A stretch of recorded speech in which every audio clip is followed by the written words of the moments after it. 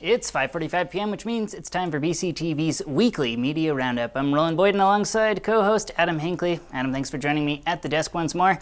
Another weekend edition of 5:45 Live that's jam-packed with local headlines, news, and plenty more as we get ready to say adieu to March and head on over into April. You've got the official coming up graphics on deck, Adam. Maybe you can tell us a little bit about what's going on tonight as well. Tonight, we'll break down town meeting, 9 hours and just 19 seconds, including the vote to reject the proposed 1% local option tax, get Bernie's take on the National Security Agency, and head to our demolition desk where Irene buyouts and Newfane finally meet their end. All that and more, we do it in 15 minutes or less. So if you've got the time and the attention span, stick with us right here. Got the stylus ready on 5:45 Live.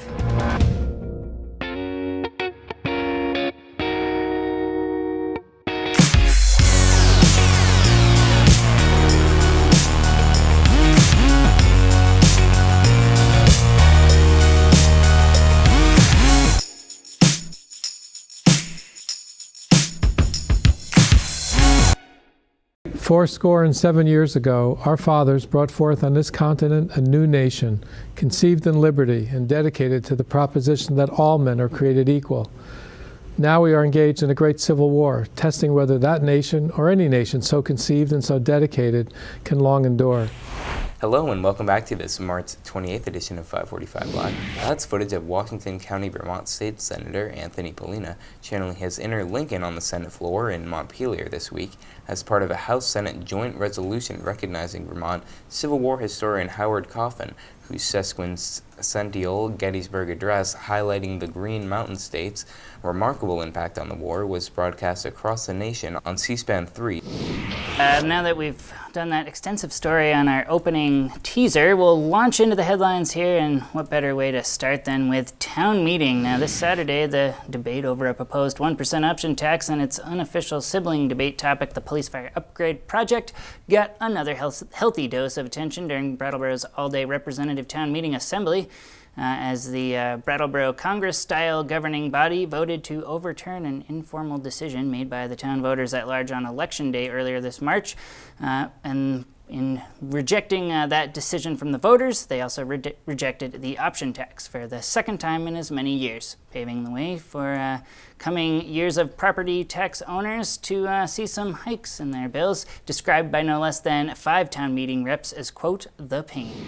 For more hardworking 5:45 Live volunteer Greg McAllister has compiled both a 39-second summary clip for today's program, as well as a 4-minute town meeting special report, which we'll link to on the screen in a moment.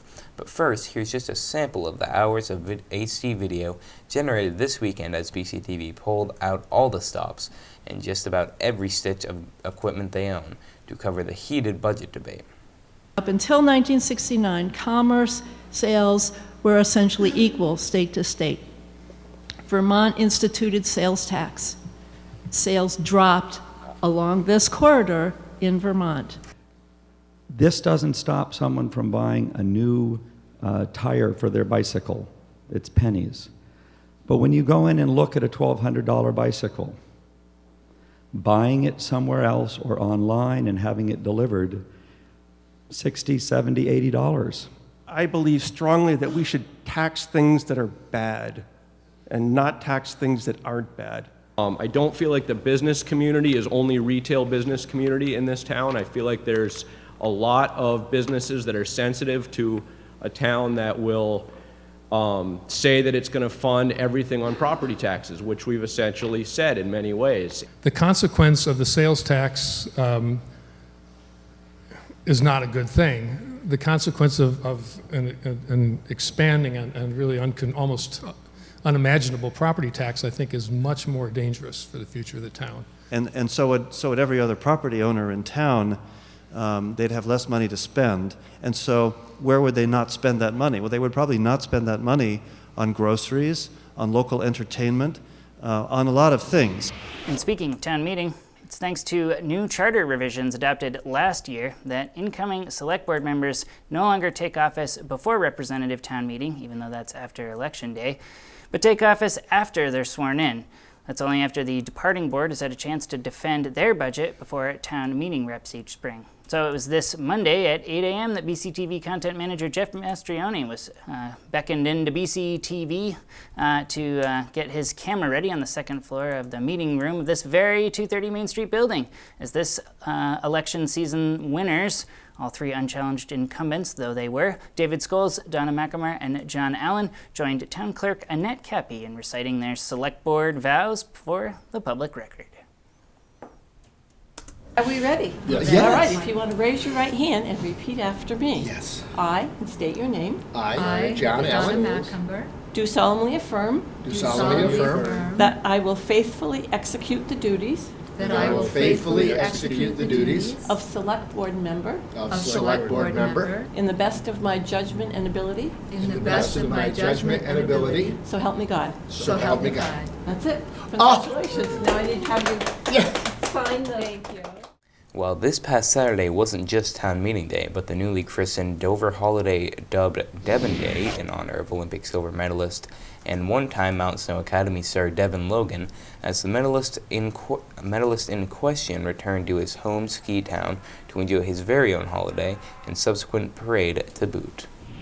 Next up, Hinsdale resident Mike Mulligan may have made his name in the local headlines protesting the continued use of the aging Charles Dana Brattleboro-Hinsdale Bridge in downtown, but residents will be cautioned at the bridge's entrance no more. As a condition of Mulligan's guilty plea this week to one count of criminal mischief following demonstrations officials say caused damage to an area of the bridge used by pedestrians, now precludes Mulligan from coming within less than 100 feet of the downtown structure or its sister span, one island down, the Anna Hunt Marsh Bridge. Mulligan's protests began as early as 2008, but have increased in frequency in the last 18 months, with the area resident citing a lack of structural integrity as the basis for his quest. Structural flaws, he says, aren't just obvious to the casual observer, but are also confirmed by state engineers as well. 545 Live senior correspondent Joe Bushy caught up with Mulligan just over the bridge in question last year to discuss the problems he sees with keeping the existing bridges open while the state prepares an expensive and time-consuming replacement project. I think this bridge is it's rusted, it's old, it's built in the 1920s. They put the bridge together with rivets. They did that to the USS Titanic, and it's obsolete. On construction of a new Renaud Inc. gravel pit in Dummerston this year has proved highly controversial for the pit's neighboring residents. But this week, the Dummerston DRB reported that operations are every bit adhering faithfully to all the conditions of their Act 250 permit grant issuance, including their restrictions on hours of operation and blasting, something the project's design manager Corey Freese of the firm Stevens & Associates told the state's District 2 Environmental Commission would be part of their plan to keep the impact of the pit on local residents to a minimum, citing the use of new technologies like quieter drills, among the many ways the pit would meet the criteria. This is the site visit for the proposed gravel pit hearing. This is strictly for information only. This is kind of like show and tell. There were a lot of appropriate concerns, and the project was significantly revised in order to do our best to mitigate those concerns to the best of our ability. This summer will mark 3 years since Tropical Storm Irene changed the physical as well as political landscape of Vermont forever.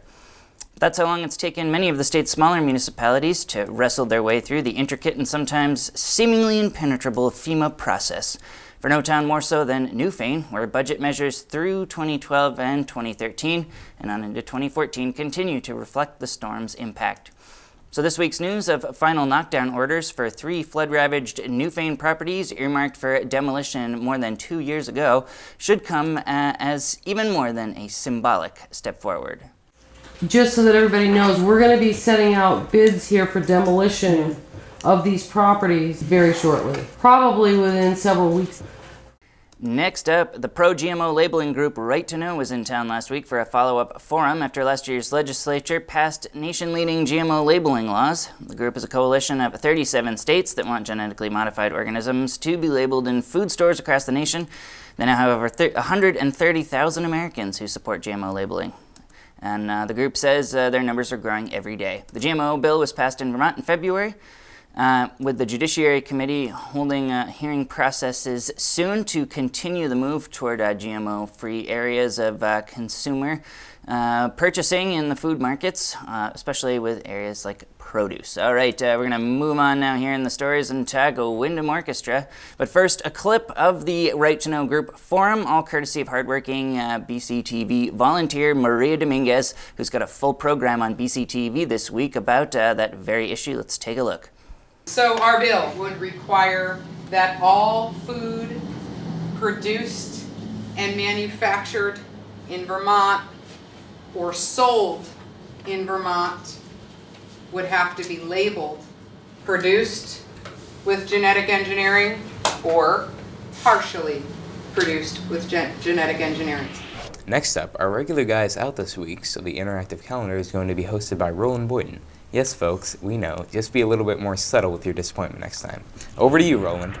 Let's launch into this edition of the calendar here and start with Next Stage Arts in Putney as they team up with the Apron Theatre Company to present Late a Cowboy Song with 7:30 p.m. showings at their 15 Kimball Hill Road space in Putney Thursday, Friday, Saturday, and Sunday, March 27th, 28th, 29th, and 30th. Hence the block of links here. There we go. That's the right motion. Block of links here that you can click to find out more about Late a Cowboy Song.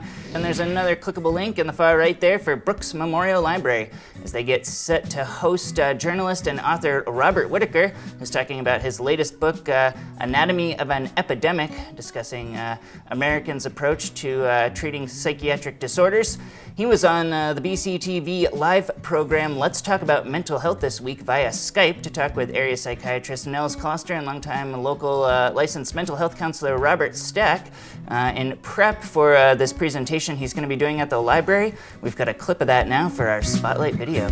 To use medication smartly really requires a lot of knowledge. But what we've sold people on is there's this magic bullet, which is really pretty ridiculous when you think about, you know, a mind that is struggling with itself and the ways that minds can struggle. That does it for this March 28th edition of 545 Live. Thanks for watching, and we'll see you next week.